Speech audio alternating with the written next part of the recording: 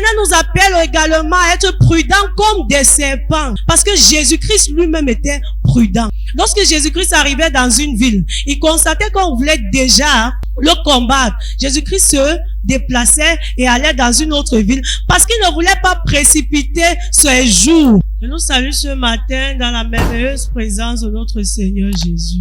Bien-aimés, ce matin, le Seigneur nous interpelle. En tant que chrétiens, nous devions apprendre à rester distraits. Apprendre à être distrait. Apprendre à être très discret même. On va voir ce matin le cas d'Élisabeth. Nous allons prendre Luc 1 à partir du verset 24. Je le lis au nom de Jésus. Quelque temps après, Élisabeth, sa femme, devint enceinte. Elle se cacha pendant 5 mois, disant, c'est la grâce que le Seigneur m'a faite quand il a jeté les yeux sur moi pour ôter mon opprobre parmi les hommes. En fait, Élisabeth était une femme avancée en âge et elle était stérile. Élisabeth était l'épouse de Zacharie. Tous deux étaient fidèles au Seigneur. Ils observaient les commandements du Seigneur. Ils étaient pieux et justes. Alors, pendant que l'âge était en train d'avancer, Élisabeth ne cessait de recevoir les moqueries des membres de sa famille, du quartier, de ses amis et tout, parce qu'elle était en attente d'un enfant. C'est ainsi que ils avaient souvent une cérémonie qu'ils organisaient. Et pendant cette cérémonie, on dit, pendant qu'il s'acquittait de ses fonctions devant Dieu, donc pendant que Zacharie s'acquittait de ses fonctions devant Dieu, selon le tour de sa classe, il fut appelé par le sort, d'après la règle du sacerdoce, à entrer dans le temple du Seigneur pour offrir le parfum. En fait, si tu étais sélectionné pour offrir le parfum, et lorsque tu entrais, les autres étaient à l'extérieur et priaient. Et pendant que Zacharie fut entré, alors qu'il priait, l'ange Gabriel apparut à Zacharie et a dit à Zacharie, voilà, le Seigneur a exaucé tes prières et ta femme sera enceinte.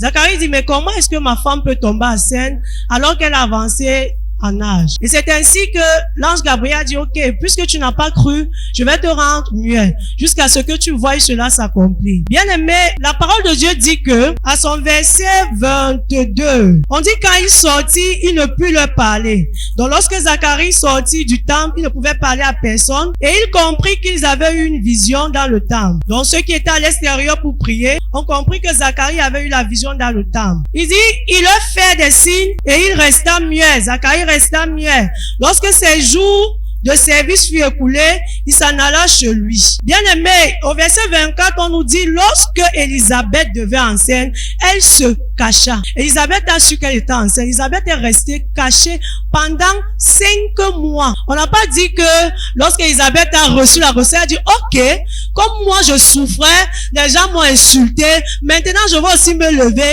et je vais annoncer à tout le monde que je suis enceinte. Non. La Bible dit que Élisabeth se cacha pendant 5 mois. Donc la grossesse a évolué 1 mois, 2 mois, 3 mois. On sait que du 1er au 3e mois, c'est le premier trimestre de grossesse.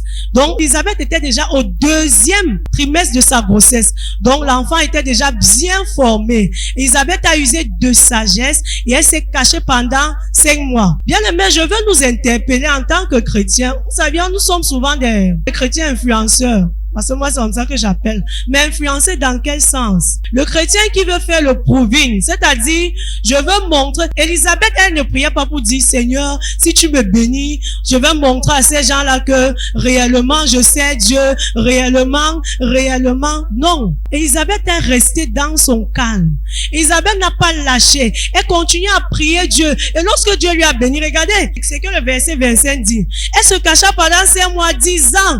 C'est la grâce que le Seigneur m'a faite. Mais lorsque tu demandes à Dieu, certainement tu demandes du travail. Tu cries à Dieu, Seigneur, je veux le travail. Seigneur, je veux le mariage. Seigneur, je veux le voyage. Seigneur, je veux. Lorsque le Seigneur te bénit, tu pars dans Facebook. Tu as balancé. Je me marie le 22 2025. Je me marie. Vous aviez parlé. Maintenant, regardez-moi bien. Bien. Alors que tu es en train de lever une multitude de démons maintenant pour venir anéantir. Et malgré le fait que tu te lèves, tu n'es même pas en train de prendre un temps pour prier. Non, c'est que, ok, c'est déjà bon. Bien aimé, lorsque Élisabeth dit, c'est la grâce que le Seigneur m'a faite. Lorsque tu demandes quelque chose à Dieu et que le Seigneur te bénit, bien aimé, cache-toi. On dit, celui qui vit caché vis longtemps. Cache-toi. Cache-toi. Se cacher ne veut pas dire t'es allé rester dans un trou et tout. Non. Se cacher veut dire fermer la porte de sa bouche. On peut connaître que tu es enceinte. On peut connaître, mais toi là, que ça ne sorte pas de ta bouche. Que ça ne sorte pas de ta bouche. On peut connaître que tu es en train de voyager. Mais toi là, que ça ne sorte pas de ta... Ne dis pas non, je n'ai peur de personne. Que peuvent me faire les hommes? Oui, c'est vrai, l'Éternel le dit dans sa parole, au psaume 118, verset 6. Mais l'Éternel nous appelle également à être prudents comme des serpents. Parce que Jésus-Christ lui-même était prudent. Lorsque Jésus-Christ arrivait dans une ville, il constatait qu'on voulait déjà le combattre. Jésus-Christ se déplaçait et allait dans une autre ville parce qu'il ne voulait pas précipiter ce jour. Il savait qu'il devait être appelé à Dieu. Il savait qu'il devait être crucifié, mais il refusait de précipiter ces jours. Donc ce matin, je nous exhorte d'être comme Élisabeth. Gardons les portes de nos bouches. C'est très important. Laisse que les autres viennent glorifier la main de l'Éternel, viennent glorifier ton Dieu au travers de ce qu'ils voient.